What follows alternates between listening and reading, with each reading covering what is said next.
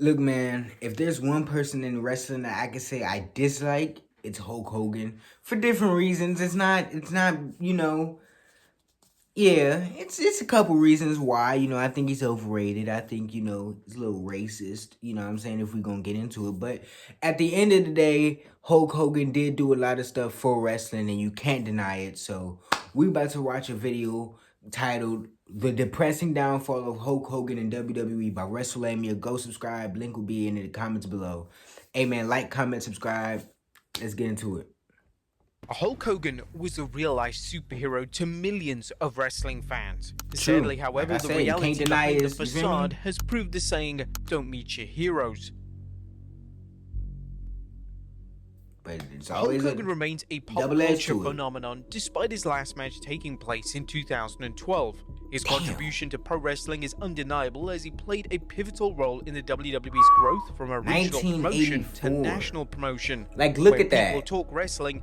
Like I was saying, bro, you can't, as much as you might not like Hulk Hogan, you can't deny his ability to sell. You can't deny his ability to draw. You can't deny what he did for wrestling. Without Hulk Hogan, the boom we're going through right now wouldn't be happening. So you have to, you got to give him his flowers. Hard work of training, prayer of faith, and the vitamins of healthy living.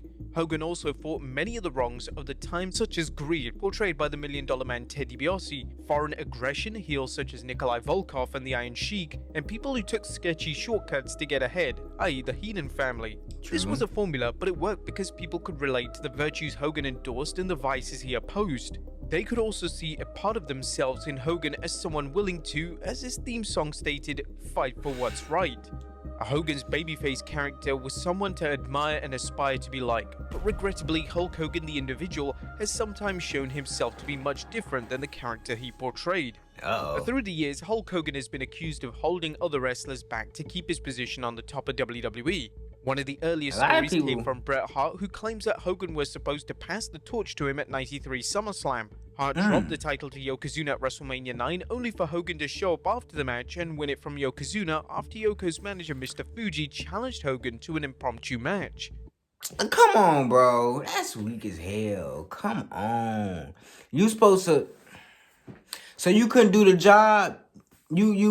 Brett went to him, hey man, I know we're supposed to do our match. Vince just told me, I'm going over. Hulk was like, you going over? You? That doesn't work for me, brother. That don't work for me, brother. You know what you gonna do? You gonna drop the title to Yokozuna, and then I'm gonna go out and I'm gonna get the title from him. That's how we're gonna do it, brother.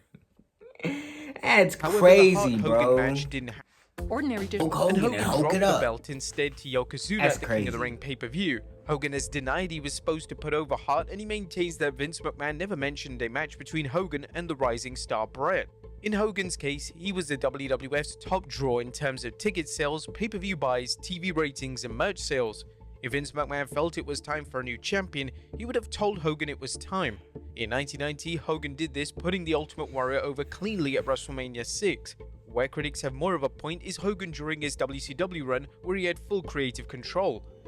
For example, WCW wanted Hogan to drop the WCW World Championship to Vader during the...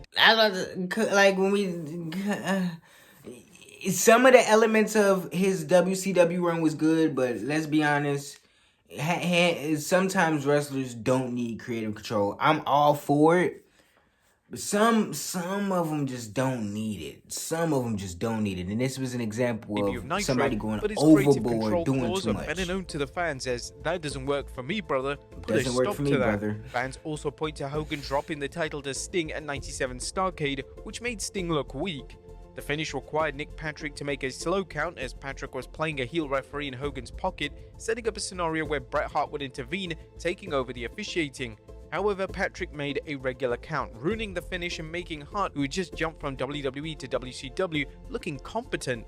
Rumor has it that Hogan asked Patrick to change the plans and make the regular count, making Hart look foolish. Hulk Hogan isn't the first wrestler accused of refusing to put someone over. Wrestlers at Hogan's level know that they have to be careful with who they lose to and how the losses. He definitely raised his shoulder. Hogan isn't the first wrestler accused of refusing to put someone over. Wrestlers Why at have I Hogan's never level know seen that they have this? to be careful with Yo, who the they ref lose said, to, that how don't the work loss for is me, handled, brother. or they risk losing their own value. Wrestlers That's including nasty. Steve Austin, John Cena, and Triple H have all been accused of refusing to put wrestlers True, over. At the same true. time, wrestlers who reached the main event also have an obligation to help rising stars get over, much as veteran wrestlers help them become main eventers by dropping matches to them. Did Hulk Hogan put many wrestlers over during his heyday? Well, Hulk Hogan put over whomever Vince McMahon had asked him to, including Andre the Giant, the Ultimate Warrior, and Yokozuna. Bret Hart is the only person he may have refused to put over. Okay. Hogan behind the scenes politicking has come up. A prime example is The Undertaker, who just debuted a year before defeating Hulk Hogan at the 91 Survivor Series by landing a tombstone piledriver on a steel chair. For years, Hogan claimed that Taker injured his neck by performing the move improperly, with Hogan's neck actually hitting the chair. The Undertaker was reportedly fearful for his job until everyone around him told Hogan's neck never came close to hitting the chair. I was about to say, did it? Because I'm not going to lie, I just looked. Come on, bruh. That's so lame. That's so lame, bruh. You see what what are we doing? Nigga, come on. Are we serious? You just gonna fake like you got an injury trying to get my boy Taker out of here? Like, come on, bruh. That's what I'm talking about. You feel me? Story, but he still claims That's what I'm talking about. It don't during work for me, brother. No evidence to support the claim. Other names have been brought up through the years. For example, the rumor has it that Hogan refused to work with heel ravishing Rick Rude because Rude was too stiff in the ring. A better-known story is Hogan's refusal to work with Jake the Snake Roberts. As the story is usually told, Hogan appeared on the heel wrestler Jake Roberts' talk segment The Snake Pit and was DDT'd by Roberts on the floor. However, rather than boo Roberts, the fans actually cheered him. One of the most notorious examples of Hogan looking out for number one is when he betrayed Jesse Ventura's plan. You know what that reminds me of? You know what that reminds me of? Shit. Who was it? I think they took out Ronda Rousey. And it was supposed to be like a heel or something. And they got like a face reaction. They like everybody cheered and it was like, yay, get her out of here. It was either Ronda or Charlotte they packed up. And it was like everybody was like, yay, get her out of here. And everybody, whoa, what the that's not what was supposed to happen. That's definitely what happened. And Hulk didn't like that. He didn't like that. It hurt his ego. Superstars unionize. Ventura, who was friends at the time, was shocked when McMahon got word of the plans. He later learned that Hogan leaked the story to McMahon, putting to an end of any hope for a union. Hulk Hogan has made some incredible claims throughout the years, ranging from his personal accomplishments to his time in the squared circle. While Hogan has been repeatedly called out for his side of things, here are some of Hogan's many yarns. He was asked to play bass for Metallica. Elvis watched him wrestle. He partied with John Belushi after WrestleMania 2. He discovered Kevin Owens. Director Darren Aronofsky offered him to play the title character in The Wrestler. He slammed the 600-pound or higher depending on when Hogan has told a story at WrestleMania 3 and Andre died shortly after. WCW wanted to book Hogan versus Mike Tyson, but Tyson was afraid of him. Hulk Hogan Pride wrestlers. Stop that bullshit. Stop it. That's when we go stop that right there. You were supposed to fight Mike Tyson and Mike Tyson was scared. In the 70s, he batted .714 in the Little League World Series. The New York Yankees and Cincinnati Reds scouted him when he pitched high school baseball. While Hogan's phenomenal physique was always a subject of speculation, it seemed to fall into the don't ask, don't tell category. However, when a steroid scandal rocked the wrestling industry, Hulk Hogan appeared on the Arsenio Hall show and was asked point blank about his issue. Hogan told Arsenio he'd only use them when a doctor prescribed them to treat an injury. On 3 different occasions, I had the same type muscle injuries.